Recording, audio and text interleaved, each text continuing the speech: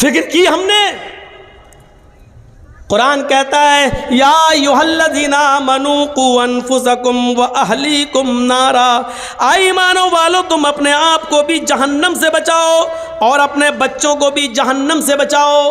अपने आप को भी जहन्नम से बचाओ और अपने बीवी बच्चों को भी जहन्नम से बचाओ। कितने लोग हैं जो अपने आप को और अपने बीवी बच्चों को जहन्नम की आग से बचा रहे हैं। दुनिया की तगोदो में और चाहत में हमने अपने आप को बर्बाद कर लिया है, लेकिन हम जानते हैं कि हमें मिलेगा उतना ही जितना हमारी किस्मत के अंदर है। हम उससे ज्यादा नहीं पा सकते हैं, नहीं मिल सकता है हमें उससे ज्यादा, हम पा ही नहीं सकते हैं। यहां इंसानों की हालत यह है।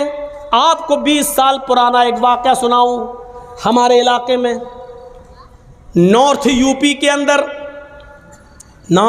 शिमाली यूपी में, नॉर्थ यूपी में उसके मशरिकी हिस्से में, यानी उसके ईस्ट के एरिए में, नॉर्थ यूपी के ईस्ट एरिए में आज से 20 साल पहले एक सैलाब आया था। आज से 20 साल पहले पानी का एक सैलाब आया था।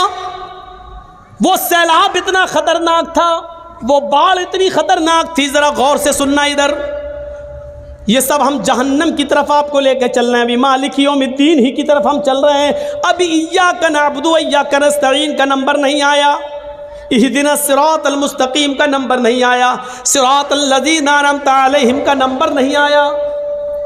अभी मालिक यौमिद्दीन के ऊपर भी अगर हम से बुलवाया जाए तो इसी जगह पर जलसा कराया जाए और रोज़ाना 2-2 घंटे की तक़रीर कराई जाए, तो हम जैसे लोग सिर्फ मालिक यौमिद्दीन के ऊपर 3 महीने बोल सकते हैं। इय्याका नअबुदु व इय्याका नस्तईन का नंबर नहीं।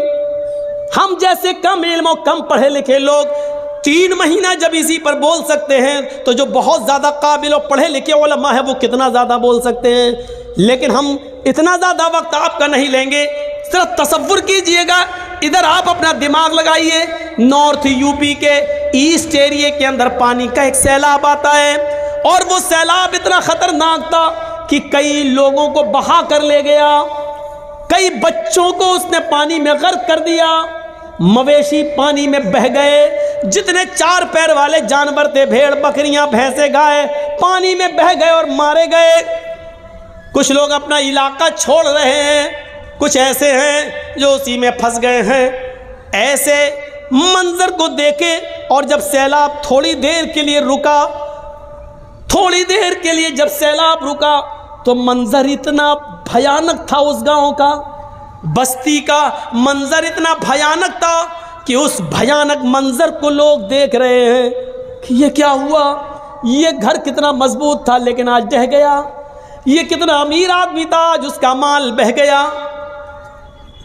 कुछ लोग हैं जो उस सैलाब में फंसे हुए हैं, अपने माल को और अपने बच्चों को अपने समेटे हुए हैं, लेकिन कश्तियां नहीं है, नाव नहीं है, निकल नहीं सकते हैं। इस भयानक मंजर पर एक आदमी की नजर पड़ती है कि पानी में आधे से ज्यादा डूबा हुआ एक पेड़ है, एक दरख्त है जो आधे से ज्यादा डूब गया है पानी के अंदर।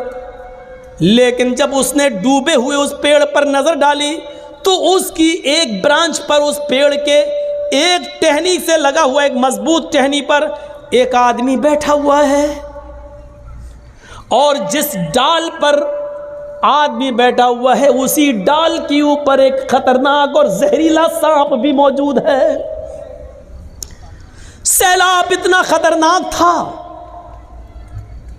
सांप इंसान का दुश्मन और इंसान सांप का दुश्मन। इंसान सांप को देखता है तो फौरन मारने की कोशिश करता है, और सांप जब अकेले में किसी इंसान पर हावी हो जाए तो उसको डंक मारने की कोशिश करता है, डसता है। लेकिन हैबत सैलाब की इतनी ज्यादा है कि सांप इंसान को देख रहा है और उसी टहनी पर, उसी डाल पर आदमी सांप को देख रहा है, लेकिन आदमी सांप को नहीं मारता है और सांप इंसान को नहीं डस रहा है।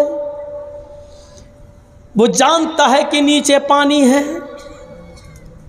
अगर ये आदमी गिरा तो ये मरेगा, और सांप भी जानता है कि अगर हम गिरे तो हम मरेंगे। इस मंजर को देखकर इंसान न सांप को मार रहा है, न सांप इंसान को मार रहा है। कुछ लोग दूर से इस मंजर को देख रहे हैं।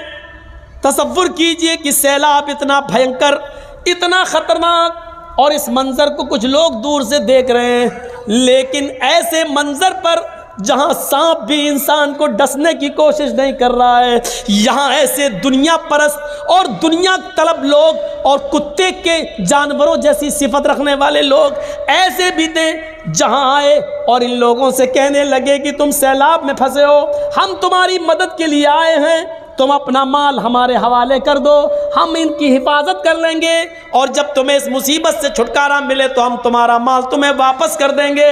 और इन भोले भाले मुसीबत में फंसे हुए लोगों ने अपना सामान, अपना सोना चांदी जो बचा सके थे, उन्होंने इन लोगों के हवाले कर दिया और ये रफू चक्कर हो गए, लेकर भाग गए। गौर कीजिए, उन मजबूर लोगों की मजबूरी का भी फायदा इन लोगों ने उठाया। जहां एक सांप इंसान को डसने की हिम्मत नहीं कर रहा है और जहां एक इंसान सांप को मारने की हिम्मत नहीं कर रहा है, वहां ये इंसान कितना गिर चुका है।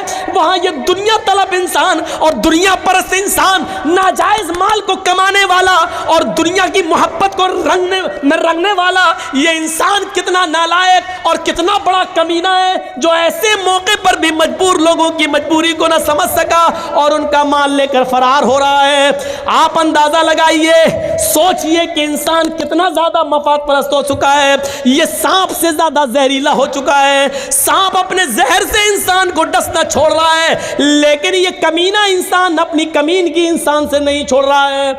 यह सोचिए और तसव्वुर कीजिए कि इंसान कितना गिर चुका है कि एक मौके पर सांप भी इंसान को काटने की जरूरत नहीं कर रहा है, लेकिन इंसान इंसान को काट रहा है, इंसान इंसान को डस रहा है। और ऐसे मौके पर भी उसका पैसा छीनकर, उसकी दौलत लेकर ये भाग जाते हैं, ये कहकर कि अभी तुम मुसीबत में हो, हमारे हवाले कर दो, जब तुम्हारे मुसीबतों के दिन ख़त्म होंगे हम तुम्हारे हवाले कर देंगे। और उसके बाद उनका पता नहीं चलता।